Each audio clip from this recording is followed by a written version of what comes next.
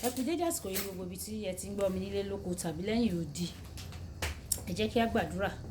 Bàbá wa àti Ọlọ́run wa, a dúpẹ́ fún àánú àti oore ọ̀fẹ́ tí a rí gbà. A dúpẹ́ fún ìpamọ́ àti ààbò. A dúpẹ́ fún ojú rere tí a rí gbà. A dúpẹ́ nítorí ẹ mú wa sùn láyọ̀, ẹ mú wa jí láyọ̀. A dúpẹ́ ẹ jẹ́ ká rí èní Ọjọ́bọ̀. Ayọ̀ yóò bọ̀ wá sílé wa. Àṣeyọrí ìbùkún, àìkú baálẹ̀ ọrọ̀ yóò sì bọ̀ wá sílé wa ní orúkọ Jésù. Ọ̀rọ̀ tí a gbọ́ lé ní ló bá gbé tí ọ̀tún wa wọlé kò ní gba tó sì jáde. Yóò ṣe ọkàn àti ara wa ní rere nítorí àgbàdúrà lórúkọ Jésù Olúwa wa. Àmín. Àmín ní orúkọ Jésù. Ìwé ọ̀run ṣíṣí tí a ti ọwọ́ olùṣọ́ àgùntàn Enoch Adeboye kọ. Ìní Ọjọ́bọ̀ ọjọ́ kẹrin oṣù karùn-ún. Ìní Ọjọ́bọ̀ ọjọ́ kẹrin oṣù karùn-ún. Àkòrí tí a ò gbéyẹ̀wò sọ wípé oúnjẹ tí ń fúnni ní ìyè. Oúnjẹ tí ń fúnni ní ìyè. Nígbà tí a ò mú àkọ́sórí wa nínú ìwé Jòhánù orí ìkẹta ẹsẹ̀ ìkẹtàléníọgbọ̀n. Ìwé Jòhánù orí ìkẹfà ẹsẹ̀ ìkẹtàléníọgbọ̀n. Tí ó kà báyìí pé nítorí pé oúnjẹ Ọlọ́run ni ẹni tí ó ti ọ̀run sọ̀kalẹ̀ wá tí ó sì fi ìyè fún aráyé.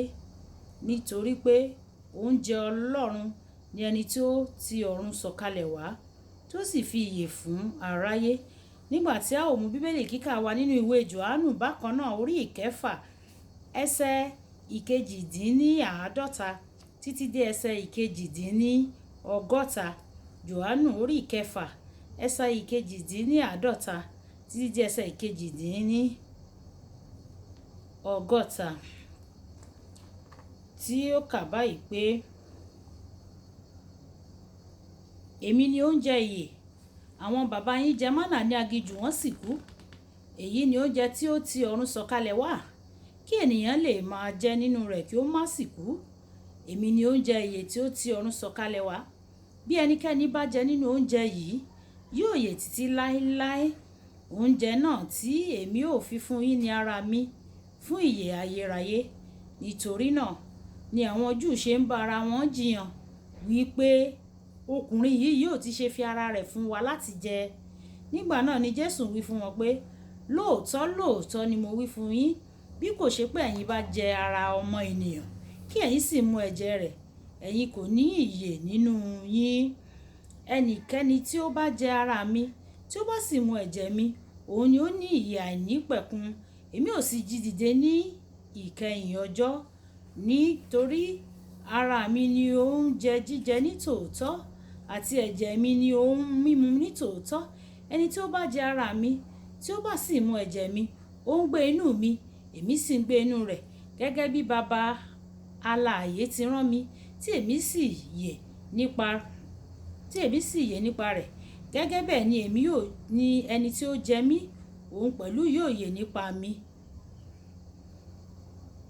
Èyí ni oúnjẹ náà tí ó sọ̀kalẹ̀ láti ọ̀run wá, kì í ṣe bí àwọn bàbá yín ti jẹ mánà tí wọ́n sì kú.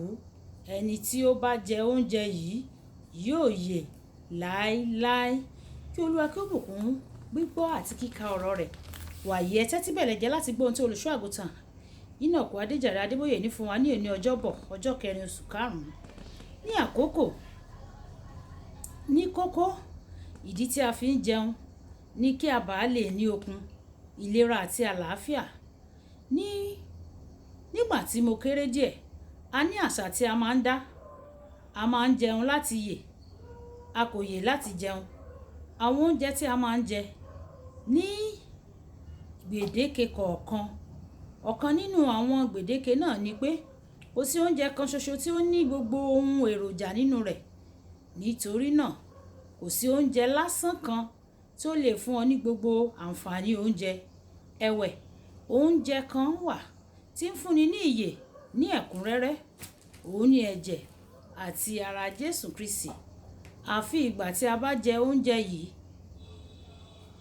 kí o tó ní ìyè nínú rẹ. Ìwé Jòhánù orí ìkẹfà ẹsẹ̀ ìkẹtàléníàádọ́ta. Nínú ìwé Jóṣúà orí ìkẹrìnlá ẹsẹ̀ ìkẹfà títí dé ẹsẹ̀ ìkẹrìnlá. Ọ̀kan nínú àwọn tó jẹ oúnjẹ ìrékọjá, Kélébù, nígbà tí ó tó ẹni ọdún 95, ó wí pé èmi ní agbára lónìí gẹ́gẹ́ bí mo ti wà ní ọdún 95 sẹ́yìn. Nígbà tí o bá jẹ oúnjẹ alẹ́ Olúwa, agbára rẹ yóò di ọ̀tun, àìlera di àjòjì sí àgọ́ ara rẹ. Ní ọdún díẹ̀ sẹ́yìn, mo lọ ṣe ètò ní òkè òkun. Ní àsìkò ọ̀kan nínú àwọn ìrìn àdúrà mi ní òwúrọ̀, ó bẹ̀rẹ̀ sí ní rẹ̀ mí. Mi ò lè rìn síwájú. Mo ní láti padà sí ibi tí mò ń gbé. Nígbà tó yá, mo rántí pé a ó máa jẹ oúnjẹ alẹ́ Olúwa ní ìrọ̀lẹ́ ọjọ́ náà. Nítorí náà, ìyẹn fún mi ní ìrètí. Ní ìrọ̀lẹ́, lẹ́yìn tí mo jẹ oúnjẹ alẹ́ Olúwa, okun mi padà sọ́dọ̀ mi. Nínú ìwé orin Dáfídì, orí ìkarùndínláàádọ́fà, ẹsẹ̀ ìkẹtàdínlógójì, Bíbélì sọ nípa àwọn ọmọ Ísírẹ́lì tí wọ́n jẹ oúnjẹ ìrékọjá. Kò sí ẹnìkan tí ó ṣàìsàn nínú wọn. Gbogbo wọn ni ó ní ìlera tó pé. Àìsàn yóò jẹ́ àjòjì sí ọ nígbà tí o bá jẹ oúnjẹ àṣálẹ́ yìí àti oúnjẹ àkànṣe yìí. Nínú Jòhánù orí ìkẹfà, ẹsẹ̀ ìkẹrìnléníàádọ́ta, Jésù Kristi Olúwa sọ nípa oúnjẹ alẹ́ Olúwa. Ẹnikẹ́ni tí ó bá jẹ ara mi, tí ó bá sì mu ẹ̀jẹ̀ mi, ó ní ìyè tí kò ní pẹ̀kun. Èmi ó sì jí dìde ní ìkẹyìn ọjọ́. À ń jẹun láti yè, láti ní okun àti láti ní ìlera. Ṣùgbọ́n oúnjẹ alẹ́ Olúwa lọ ju ohun mẹ́ta pàtàkì náà lọ. Ó ń ṣiṣẹ́ gẹ́gẹ́ bí oògùn. Kì í ṣe irúfẹ́ oògùn lásán, ṣùgbọ́n èyí tó ń gbé ikú mì. Ẹ́xódù orí ìkejìlá, ẹsẹ̀ ìkẹtàlá wípé, ikú yóò ré yín kọjá nígbà tí ó bá rí ẹ̀jẹ̀ náà. Èyí ni ẹ̀jẹ̀ Jésù, èyí tí a fi wáìnì dípò nínú oúnjẹ alẹ́ Olúwa. Mo gbọ́ Ọlọ́run gbọ́ fún ọ pé ní ìgbà mìíràn tí o bá jẹ oúnjẹ alẹ́ Olúwa, ikú yóò jìnnà sí ilé rẹ ní orúkọ Jésù. Kókó ọ̀rọ̀: oúnjẹ alẹ́ Olúwa ni oúnjẹ tó ṣe pàtàkì jùlọ tí ẹnikẹ́ni lè jẹ. Oúnjẹ alẹ́ Olúwa ni oúnjẹ tó ṣe pàtàkì jùlọ tí ẹnikẹ́ni lè jẹ. Ọlọ́run á tún fún wa ní oore ọ̀fẹ́ láti lè jẹ alábàápín nínú oúnjẹ ẹ̀jẹ̀ Jésù.